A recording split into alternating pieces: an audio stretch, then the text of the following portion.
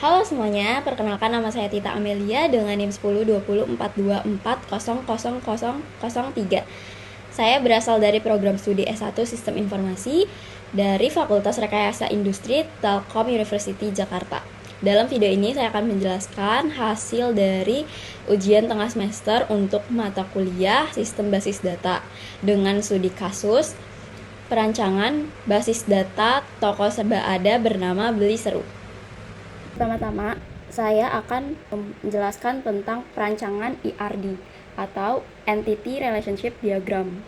ERD sendiri memiliki pengertian merupakan diagram yang menggambarkan struktur logis dari sebuah basis data, termasuk entitas-entitas penting, atribut-atribut yang dimiliki, serta hubungan atau relasi antar entitas tersebut.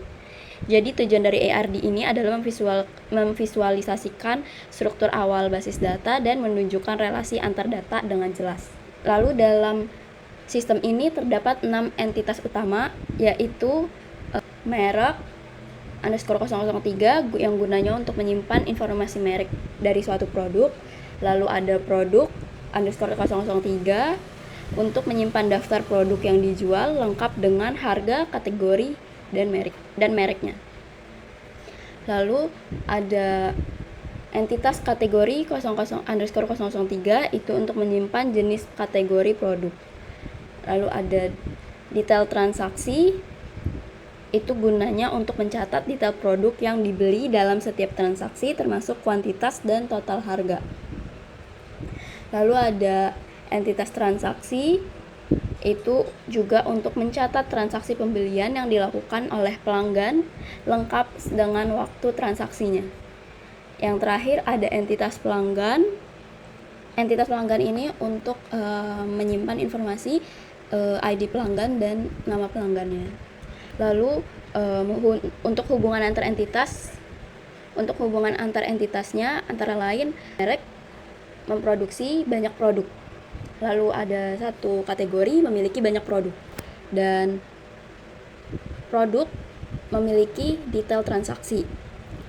Satu transaksi memiliki detail transaksi. Lalu ada satu pelanggan bisa melakukan banyak transaksi. Lalu di bab 2 ini ada relational model, yang artinya representasi logis dari data dalam bentuk tabel atau relasi yang saling berhubungan. Tujuannya untuk mengubah hasil desain dari ERD ke dalam bentuk yang dapat diimplementasikan langsung di DBMS. Lalu tabel yang pertama ada tabel pelanggan memiliki 2 kolom, yaitu ID pelanggan sebagai primary key dan nama pelanggan. Lalu selanjutnya ada tabel transaksi underscore 003 memiliki 3 kolom, yaitu ID transaksi sebagai primary key, lalu ada waktu transaksi, dan ID pelanggan sebagai foreign key yang merujuk kepada tabel pelanggan underscore 003. Lalu selanjutnya ada tabel detail transaksi 003 memiliki 4 kolom, yaitu ID transaksi sebagai foreign key yang berhubungan dengan tabel transaksi underscore 003. Lalu ada ID produk merupakan foreign key yang nantinya merujuk pada tabel produk underscore 003. Lalu ada kuantitas dan total harga. Lalu selanjutnya lagi ada tabel produk underscore 003 memiliki 5 kolom. Yang pertama ID produk sebagai primary key, lalu yang kedua ada nama produk, harga produk, ID kategori sebagai foreign key, lalu ada ID merek sebagai foreign key. ID kategori dalam tabel produk underscore 003 ini untuk merujuk atau mengambil data di tabel kategori 003. Begitu juga dengan ID merek di tabel produk 003 ini akan merujuk atau untuk mengambil data dari tabel merek underscore 003. Di tabel kategori underscore 003 ini memiliki 2 kolom. Yang pertama ID kategori sebagai primary key dan jenis kategorinya. Lalu di tabel merek underscore 003 juga memiliki 2 kolom. Yang pertama ada ID merek sebagai primary key dan nama merek. Lalu di bab 3 saya membuat DDL atau Data Definition Language. Pengertiannya adalah bagian dari bahasa SQL yang digunakan untuk mendefinisikan struktur dan skema database. Dengan DDL ini kita bisa mengubah dan menghapus objek-objek database seperti tabel, index, view, dan lainnya. Lalu di sini yang pertama saya membuat create database Beli Seru. Itu gunanya untuk membuat database baru yang dinamakan Beli underscore Seru. Lalu saya membuat tabel dengan query create table contohnya kategori underscore 003 dan di dalamnya memiliki kolom ID kategori dengan tipe data char dan sebagai primary key. Lalu kolom yang kedua ada jenis underscore kategori memiliki tipe data varchar. Lalu ada tabel merek underscore 003, ID merek sebagai primary key juga. Lalu ada nama merek dengan tipe data varchar. Lalu ada create table produk underscore 003 dengan 5 kolom seperti ID produk memiliki tipe data char, lalu nama produk varchar, harga produk menggunakan desimal dengan 2 koma di belakang, lalu ada ID kategori, ID merek, ID merek. Di sini ada 2 foreign key, yaitu ID kategori references, maksudnya adalah diambil dari tabel kategori underscore 003, yaitu ID kategorinya. Lalu ada foreign key ID merek juga yang diambil dari tabel merek underscore 003, yaitu ID mereknya. Lalu selanjutnya ada create table pelanggan underscore 003 dengan kolom ID pelanggan dengan tipe data char sebagai primary key. Lalu ada nama pelanggan, tipe datanya varchar. Lalu selanjutnya ada create table transaksi underscore 003, itu ada 3 kolom ID transaksi dengan tipe data char sebagai primary key. Lalu ada ID pelanggan sebagai foreign key dengan tipe data char. Lalu ada waktu transaksi menggunakan tipe data date time. Lalu foreign key di sini, foreign key ID pelanggan itu references diambil dari tabel pelanggan underscore 003, yaitu ID pelanggannya. Lalu yang terakhir ada create table detail transaksi underscore 003 memiliki 4 kolom ID transaksi dan ID produk sebagai foreign key dengan masing-masing mengambil data dari tabel transaksi underscore 003 dan produk underscore 003. Lalu kolom lainnya ada kuantitas merupakan tipe data integer, lalu ada total harga menggunakan desimal juga. Membuat DML atau data manipulation language, yang artinya adalah bagian dari bahasa SQL yang digunakan untuk mengelola dan memanipulasi data di dalam tabel database. Dengan DML ini, pengguna dapat menambahkan, mengubah, menghapus, dan mengambil data dari tabel yang telah dibuat sebelumnya dengan DDL.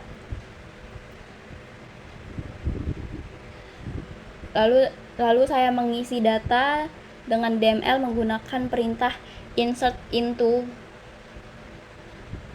dengan minimal 5 record per table. Misalnya di sini ada insert dan select kategori underscore 003, itu pakai insert into kategori underscore 003 dalam kurung ID kategori dan jenis kategori. Maksudnya adalah untuk mengisi 2 kolom tersebut dengan nilai ada K001 sebagai ID kategori, lalu makanan instan sebagai jenis kategorinya. Begitupun selanjutnya. Lalu ada select from kategori 003. Dan nantinya akan membuat tabel seperti di validasi ini. Lalu ada contoh lagi seperti insert dan select merek underscore 003. Itu untuk kolomnya ada ID merek dan nama merek dengan nilai kode M001 sebagai ID merek dan nama mereknya ada cancel. Begitupun selanjutnya seperti sesuai dengan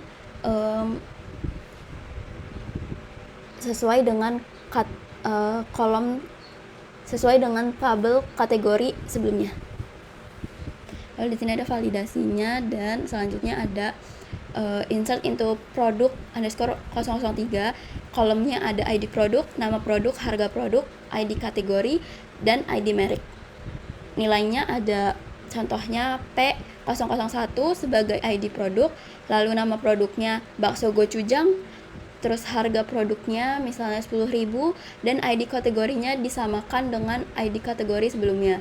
Karena makanan instan ada di kode K001, maka ID kategorinya yang ditulis adalah K001. Lalu di ID mereknya, karena bakso gochujang termasuk ke dalam merek Kenzler, maka dari itu ID-nya adalah M001.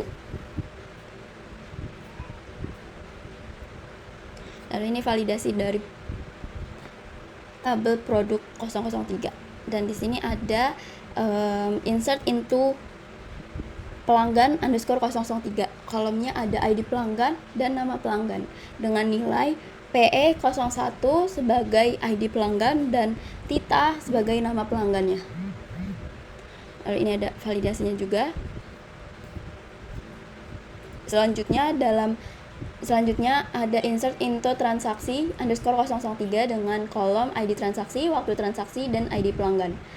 Untuk nilainya ada T001 sebagai ID transaksi yang pertama, lalu 2025-03-15 itu dan 13.30.00 itu merupakan deklarasi dari waktu transaksinya.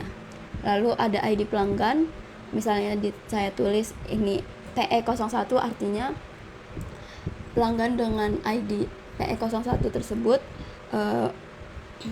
melakukan transaksi di tanggal dan jam yang sudah ditentukan itu. Lalu selanjutnya ada insert into detail transaksi yang memiliki kolom ada ID transaksi, ID produk, kuantitas, dan total harga dengan nilai T001 sebagai ID transaksinya, lalu ada ID produknya itu P003 misalnya, kode dari produknya, lalu kuantitasnya adalah banyaknya barang yang dibeli oleh pelanggan. Lalu total harga di sini, ini adalah total harga yang harus dibayarkan oleh pelanggan.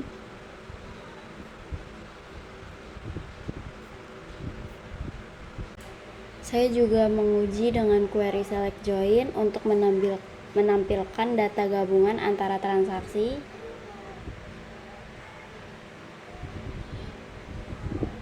lalu ada dan produk.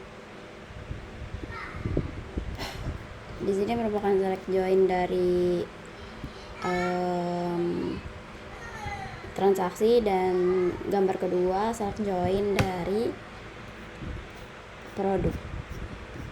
Berikut merupakan hasil dari select join tersebut. Lalu selanjutnya di bab 4 ada normalisasi.